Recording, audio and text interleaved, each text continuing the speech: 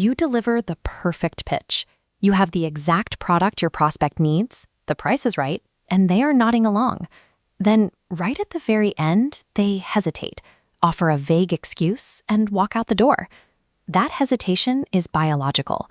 Human neurology is wired to avoid sudden risk. When faced with a heavy, immediate commitment, our instinct is to pull back and protect ourselves from a potentially bad decision.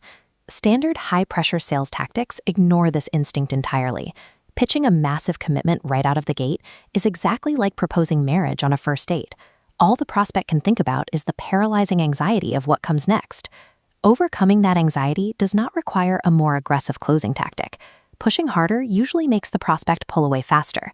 Instead, you have to entirely reframe the initial request. The strategy is called the low-stakes yes. Minimizing that first ask removes the psychological friction that stops sales from ever starting. It allows the prospect to take one step forward without fearing the weight of the commitment required for the 10th. Consider a dating service cleverly named It's Just Lunch. Their core premise is extremely simple. They match two people based on values and interests and book them for a daytime meal.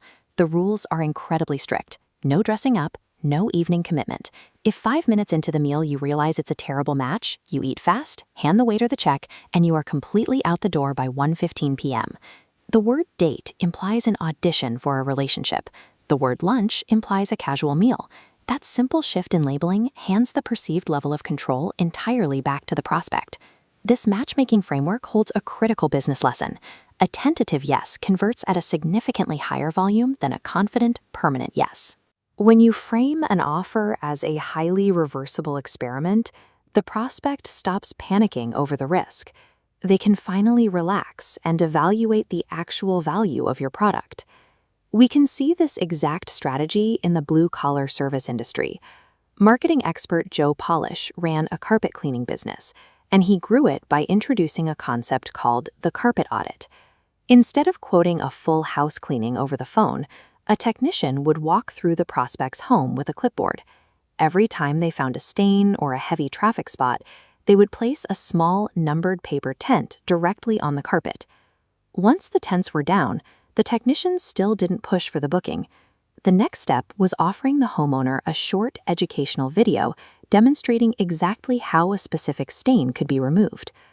Agreeing to an audit is a tiny decision. Agreeing to watch a video is another tiny decision.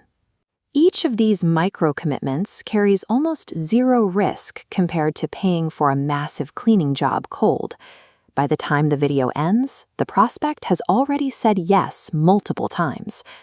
Breaking a large purchasing decision into a series of small educational agreements makes the final sale feel like the only logical conclusion. This chart plots time invested against resistance to leaving, revealing the sunk cost fallacy. Every free audit or video consumed makes prospects invest massive chunks of time. This accumulated time alters decision-making. Walking away becomes a painful loss of invested effort. A free gift serves as a catalyst. It initiates a mental investment that becomes more difficult for the prospect to walk away from with every minute they spend inside your ecosystem. Most businesses operate with a flawed objective.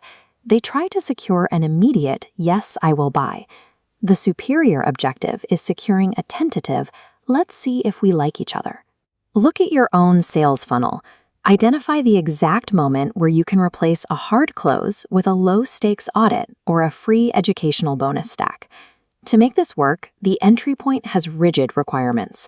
It must require zero financial commitment upfront, and it must entirely eliminate contractual risk for the prospect.